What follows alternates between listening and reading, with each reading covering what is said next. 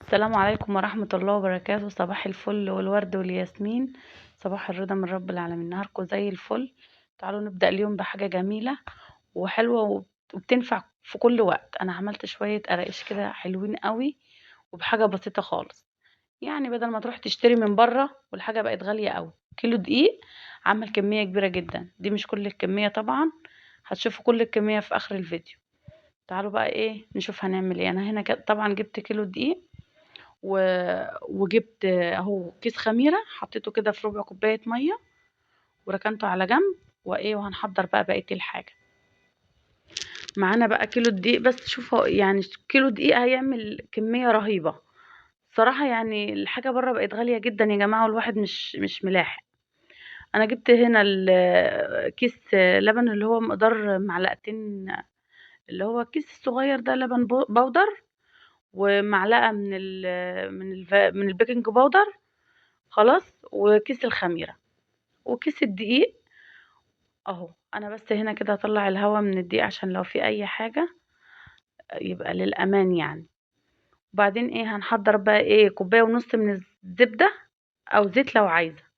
انا حطيت زبدة وحطيت كوباية الا ربع لبن وكوباية وربع مثلا مية. دي كل المقادير. هنا حطيت معلقة البيكنج باودر وكيس اللبن وثلاث معالق من السكر وربع معلقة ملح صغيرة، 3 معالق كبار من السكر وربع معلقة ملح صغيرة. خلاص هنا هو حطيتهم. هقلب بقى كل ده كده مع بعضه، المواد الجافة مع بعض. وهننزل بقى ايه بالحاجات التانية، ايه حاجة ورا حاجة كده. وطبعا احنا مش هنحط مرة واحدة، على قد الدقيق ما يحتاج، عشان الدقيق بيختلف من نوع لنوع يعني. بس هنا كده انا هقلب بقية الحاجات. طبعا انا كنت بفك الزبدة على البوتاجاز، حطيتها سخنة نار، ده للأمان يعني، مهما الحاجة تقعد ما بتعفنش ولا حاجة لما تكون الزبدة مغلية.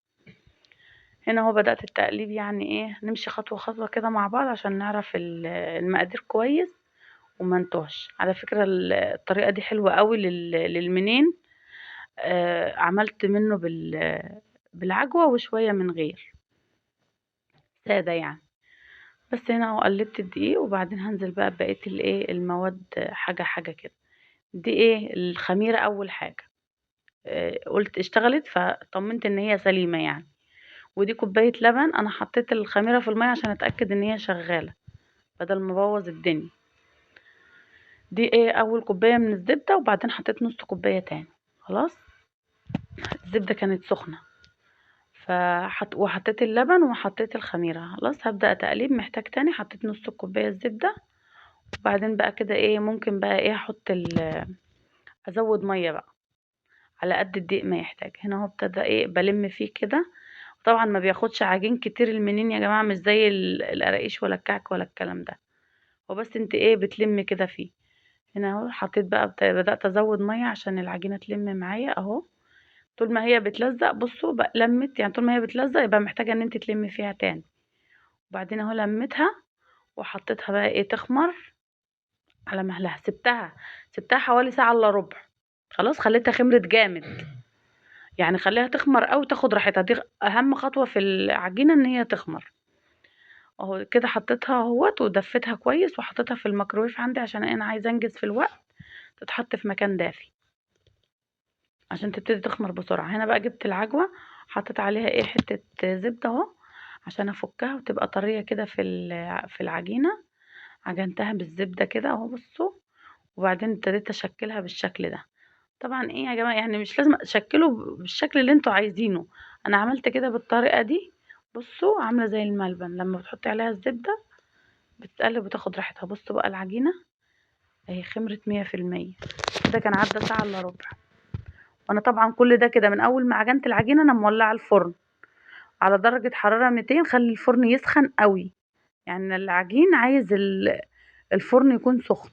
خلاص انا هنا كده طلعت منها الهواء وسبتها ترتاح بتاع 10 دقايق. وبدأت ان انا اشكل فيها بقى اهو. اعملي بقى الاشكال اللي انت عايزاها، عايزه تعملي مدور تعملي زي ما انت عايزه. انا هنا استخدمت كده فردتها، يعني انا ماليش في التشكيل قوي لكن طلعت في الاخر الحمد لله حاجه كويسه. حطيت العجوه وجبت القطاع وبدأت انا ايه اقطع بالشكل اللي انتوا شايفينه. كل ما تصغروا يبقى احسن. ليه بقى؟ لان هي العجينه لما في الفرن بتزيد، فبتبقى شكلها كبير قوي يعني. انا حاولت اصغر وكنت يعني انا مصغره التقطيعه، بعد ما طلعت ان هي كمان كانت عايزه تصغر اكتر من كده. بس يعني طلعت في الاخر بصراحه ادتني النتيجه تحفه، حلوه قوي، طريه من جوه ومقرمشه من بره وطعمها حلو. اهو انا قطعت كده بالشكل ده، بصوا بقى، اهو بشكل عشوائي خالص، مفيش اي مجهود، ما خدتش وقت. اللي انا بقى يعني اللي عجبني قوي في الموضوع ده ان كيلو الدقيق رمى كتير. يعني انا لو هشتري من الفرن الكميه دي هتشتريها بمبلغ كبير جدا. بس هنا اهوت خلاص يعني، اهو ابتديت انا اجيب الصينيه اهو، ورصيت بقى فيها الحاجه بالشكل ده. هنا حطيت سمسم، ما عندي قوي قالوا لي ما تحطيش سمسم، لكن انا بحب ريحه السمسم في المخبوزات، تبقى جميله وبتدي ريحه حلوه قوي.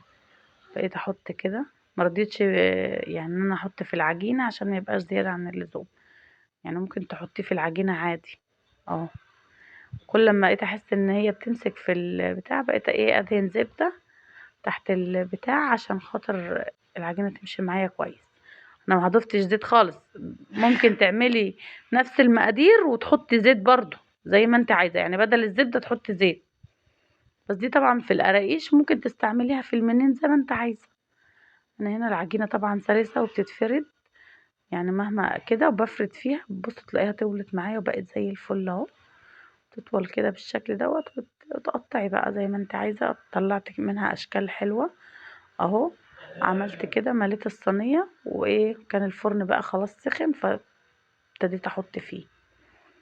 يلا يا جماعه جربوا الطريقه دي، قوموا بصراحه يعني ريحه البيت وكان خبيز وريحته حلوه ودافي وحاجه كده جميله يعني الصراحه.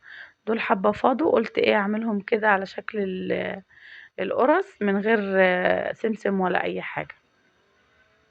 طبعا هي هتبتدي القعر يحمر، روحي حطها بقى على الشوايه اهو. ده كان شكل القرقش، بصوا القمر. بألف هنا وشفا على قلبكم، لازم تجربوا الطريقة دي وتقولوا لي رأيكم ايه يا جماعة. اشوفكم على خير في فيديو جديد ان شاء الله. السلام عليكم.